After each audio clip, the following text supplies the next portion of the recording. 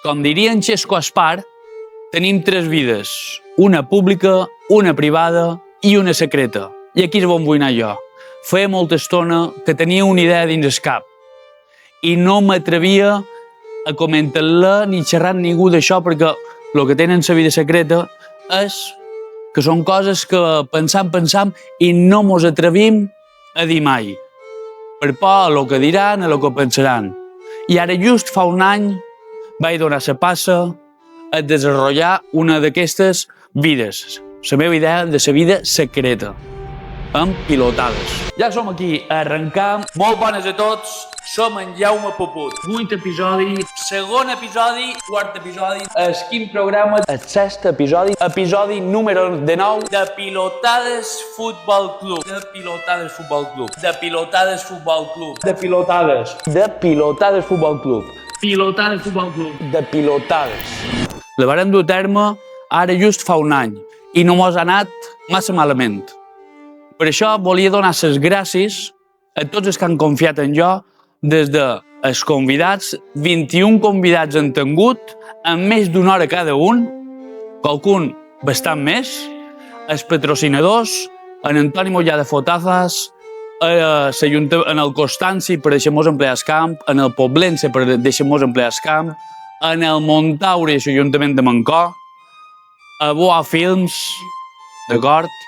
I a tots els que mos han donat un granet d'arena i mos han dit continuau, que algo estem fent bé.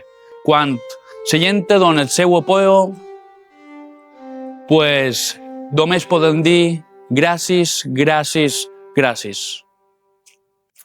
I sempre he dit que en Adrià per jo ha estat durant anys el millor central. Lo que hagués pogut ser si encara hagués volgut més ell. És que de vegades és una pena perquè gent que té les qualitats físiques i tècniques pues, no té en aquell moment la voluntat o els que pot per aprofitar aquestes voluntats i és que ho intenta potser no té aquestes qualitats i això és una pena. Jo sempre entenc que el jugador que té les qualitats que ho doni tot perquè jo crec, per exemple, xerrant d'en Adrià, que en Adrià era un jugador que hauria d'arribar molt més.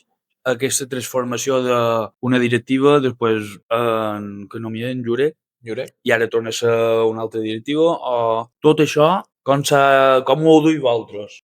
Bueno, al final pues, vas passant, el que passa que quan has d'estar més pendent de coses externes que de jugar, pues, també se fa més complicat. El darrer any, sobretot l'any passat, va ser més difícil perquè hi havia una disputa entre directiva, cos tècnic, entre Nico, hi havia aquesta disputa de què és el club tu, aquest jo, vaig a per tu vas a per jo, i realment pues, hi havia aquesta tensió dia a dia que fa que després el tema de numerosos mesos de retras amb els pagos i el que són els pobles també. Un diu 1 i quan arriba a l'altra banda ja és 20. Sí, vienes de Argentina hacia acá. Sí. Primer club que he contado es el Montaura. Mancor de la Val, aquí. Y a partir de ahí...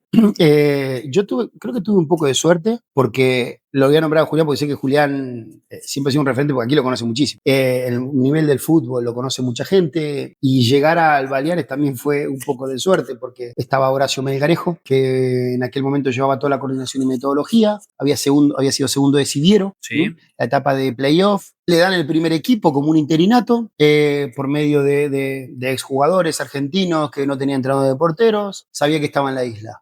Me llama, pero es que la noticia me llama por teléfono y dice, Rodrigo Escudero, ¿cómo estás? Bien, te habla Horacio. Ah, sí, ¿qué tal? Mañana tenemos que arrancar el entrenamiento. Y él me dice, lo que siempre me voy a acordar, que no me preguntaste ni cuánto iba a ganar. ¿A qué hora hay que estar? La sesión arranca a las 10. Vale, yo a las 8. Ahí estoy. A las 8 ya estaba ahí. I aquí te torna a cridar el sol. Ja havien fet el túnel. Encara no. Sí. El que vaven. 535 pessetes volia. I quan fitxes, perquè esteu... He jugat a la tercera, havia fet un equip bueno, lo siguiente, en 2 Bs per a rompre. Entre ells hi havia Ángel Pedraza, difunt Ángel de Pedraza, sí. una dobrada, un gran entrenador en Tolaví, que és amic meu, havia fet un equip a fer campió, duien 2.000 punts en el segon i van començar a perdre i el president se'l va nerviós, era un president molt de 2 Bs, però molts, i faltaven 7 partits i van dir, qui per endur que tregui l'equip així, anàvem tercers, quarts, darrer, hem descendir, diu, i van dir, un exjugador meu, Alfonso Ramon va dir, en Nico López, el Sonic, que vol canviar això. Fitxa allà i dic, què vol cobrar? I ell me diu, jo vaig dir, eren pessetes, dic, que volia cobrar 100.000 pessetes o una cosa així. I aquí és quan puja juvenil a Castella, a Nacional i és pujar. I van pujar. Vareu pujar i tu estàs 2 anys en la divisió d'honor. Jo he fet 2 anys de cadete, un any de juvenil B, que és l'any que estic amb l'equip amb Constanci, i me donen just de juvenil A pujar, mos mantenim i l'any passat pujar. I com a... Bé, ara pegarem a Joseta. Com a la sensació, quan puges de Nacional a divisió d'honor, te mantens, la sensació que és més bona que quan jugaves. Perquè la gent se pensa que això de l'any passat i d'enguany i de fa 3 anys, que suposo que és una cosa letòrica, passa així. Bueno, no passa tan així. Hi ha molta feina darrere. I molta gent. I segons veig, enguany fa 20 anys. Enguany farà 20 anys que vaig treure el títol d'entrenador, sí senyor. I que estigués com a segon, vull dir... Perquè jo vaig començar amb el títol de nivell 1, com a segon de l'infantil del cos. Vull dir, perquè veiem que la gent, perquè és que jo darrerament me xerro molt de joves i jo, vull dir, jo puc opinar, xerrar o donar explicacions, però sou els entrenadors que estiguis aquí dalt ara mateix, que vagin, la gent ha d'anar a poc a poc. Jo he passat per totes les categories del futbol regional, des de tercera regional, segona, primera, preferent, i he tingut la sort de tocar tercera. A Mallorca, que tenen molt bona fama, i entrenen equipos benjamins i alevins a 1/8 de camp. Sí. A 1/8. Cada vegada que faig un vídeo, però tu no estàs en la càrcel? I tu, no, tio, jo vaig estar 10 hores tancat i jo vaig sortir sense passar per jutjar, ben que dir... Ella sempre me diu, me interesa trabajar contigo, jo guanyo molt de dobles. I tu li dius, a on ten compte? I te diuen, a B365. No, fuera, no m'interessa. Si ten compte ja no guanyo dobles. Jo estic limitat a 34 cases d'apostes. Només puc apostar 2 a Espanya.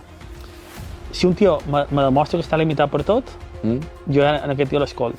Un tio que em diu que guanya 2 veces i té compte a B365, que és la més coneguda, vol dir que... No m'enganis. Sí. Jo sempre el consell que dono és que aposteu, si voleu apostar de manera responsable, a coses que coneixeu. Però jo l'odòpata és aquell que se fica a la pàgina i veu volei, aposta aquí, tenis aquí. Ping-pong. Ping-pong de Rússia. A mi, jo cada dia, qualcú m'escriu i me diu quiero ser tipster. I jo li dic, no, tu no vols ser tipster, tu vols guanyar 2 veces. Claro. Perquè jo vaig voler ser tipster perquè jo feia això sense guanyar 2 veces. Pues sí, aquí va ser Jaume, pues, el primer any mos aplega l'any del Covid, vàrem estar dins playoff i just quan, no sé si te'n recordaràs, un any que quan se suspèn tot, el player i el Felanitx fan quart i quint, i nosaltres li diríem en el Felanitx, però el global era per ells, clar, que si s'havia de mirar el partit directe o si s'havia de mirar, se mira el global de molt, perquè nosaltres el doble enfrontament, i vàrem fer un Cristo, i que ni per tu ni per jo, i al final van jugar el Felanitx, el playoff. Tu com a entrenador i directiva, però a nivell de club, tot, vull dir, segon equip, no sé, enguany no l'he seguit massa, però... Estava situat a superpreferent. Volaven. Fa 2 anys van aconseguir descendre el juvenil a divisió d'honor. S'han fet i crec que se poden fer inclús millor, no? Però és vera que jo sempre dic que a Mallorca, realment, si tu penses bé, Calvià és un puesto que ha de tenir un equip gran. No? Manacor, Inca, Mallorca, Palma, Poblense i després Calvià, més enllà de l'Andrats, que evidentment és espectacular el que s'ha fet allà, faltava el que tradicionalment durant molt d'any va ser que el Pérez de Calvià, sense ser un equip del nivell del Poblense o del nivell del Manacor, estigués en aquestes posicions, ¿no? Me han comentado que eres un jugador de grandes partidos. Dice, es muy bueno. Dice, no se lo digas. Yo no iba, entre comillas, no iba a ser un juvenil. En teoría me quería ser una persona con un jugador importante y tal. Sabina, mira. No sé, yo sabía. Sí, Sabina. Sí. Es que es verdad que recuerdo el primer partido como en Ferriol. Yo me acuerdo la que me dijo allí. Calonge, te han nominado. Ánimo ya de Fotazas, que es un impetrosino. Pues porque ha cometido algún fallo de que a lo mejor en un partido de alto nivel no lo hago. Una expulsión. I a la penya estàs 7 anys. I jo li deia, Carlos, quita este. He de demostrar que me puc mantenir a divisió d'honor. En aquest l'has perdonat? No. Te teteava el coll, te'l teteava. Sí, jo era ca meva. a un tio li dic, escolta, estàs bé? Entrenadors han de cobrar futbol base, zurdita de oro. Ese es el que racan ya. Y resulta que se había publicado que había firmado por el Mallorca B. A mí nadie del Mallorca B me había llamado. No sé quién filtró, no sé qué pasó esa tarde. Me llamaba la gente de esa pobla, ves que te ibas a otro equipo, qué tal, que no sé qué. Con de estos 9 años que vas a llevar, ¿con qué te quedas? Muy sencillo. Yo aquí he pasado una enfermedad, aquí he pasado un tumor. ¿Cuántos años llevas ahora aquí? Muchos. En nuestra época el médico venía al principio un vez a la semana. Y yo cuando llegué aquí en Marsella estaba último en la clasificación. Muchas veces. A mí el mejor consejo que me dieron era Roberto Simón Marina, que jugó en Atlético de Madrid, me enseñó a tirar faltas. ¿Era mi entrenador en Atlético? Exacto. Llegaste a jugar en el Mallorca, tenías 25 años. Sí. Porque de sueldo, el primer año que jugaba en Primera División ganaba 80.000 pesetas brutas. 80.000 pesetas son 600, no menos, 500 euros al mes. Hay muchísimos niños que quieren llegar, pero no quieren sacrificarse. Quiere jugar fútbol y hacer más cosas. No. En el fútbol tiene que estar 100% dedicado. En Serbia cada día hay menos gente, porque la gente no está contenta y se van de país. A eso que le sumas de que yo venía sin estar en activo y me lesionaba cada 2 por 3. Microroturas y roturas. Y me perdía una cantidad de partidos terribles. Cabe la posibilidad que te vengan y un último contrato de estos que todo el mundo se va a acatar. Pero esto ya superaba pues mentalmente superaba ya mis límites. Es decir, yo estoy remando, yo estoy intentando hacer un gol, yo estoy intentando hacer tal, y luego yo sé que mi compañero le ha metido una burrada de dinero a que perdíamos o que él seria una... No te moguis, ara venc. Un català que teníem, però que va jugar molt poquet. I què passa? Me diu, no te moguis, ara venc. I ara vens d'estar amb en Nico, segona B, 2 anys. I nosaltres lluitàvem de formació perquè va fer tercer. I nosaltres crec que vàrem fer 3 milions d'euros per entrenar el seu equip. De Google, ChatGPT o de Twitter, inclús si vols entrenadors, n'hi ha llibres d'aquests. Quan anant cap allà, Soc una camiseta del Djurgården de Suècia, segona equipació de l'any 2003. Això és una passada. O aquells mallorquinistes que diuen no hem d'anar a Europa perquè després baixarem. I per què jugues? Claro.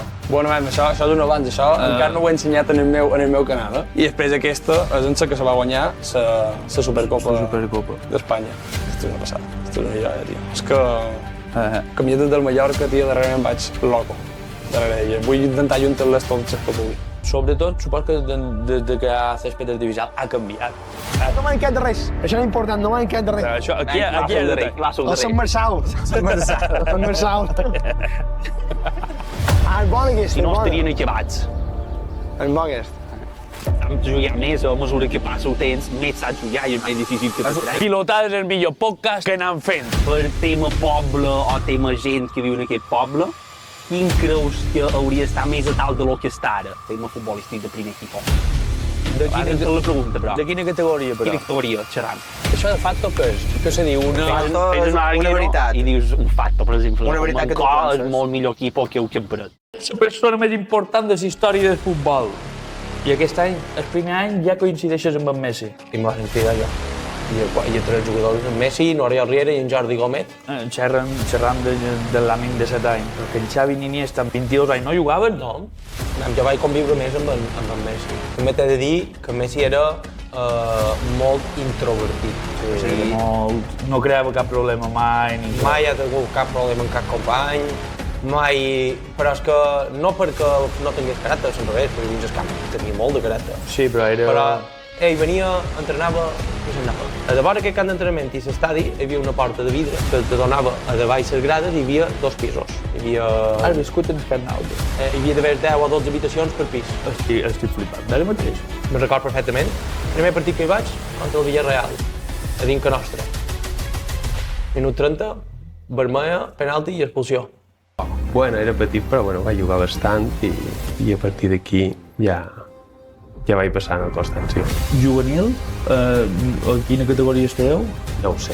Els asturians, un camerunès i un suec, no mentidera, danès, molts a part en l'equip. Tenia un bici, o no sé per què, jugaven sabates de futbol sala. Tu els vas veure entrenar, els vas veure jugar? Ja que sou aquí, vos podeu subscriure en el canal, posar m'agrada i activar la campaneta de notificació. I així seguirem fent contingut.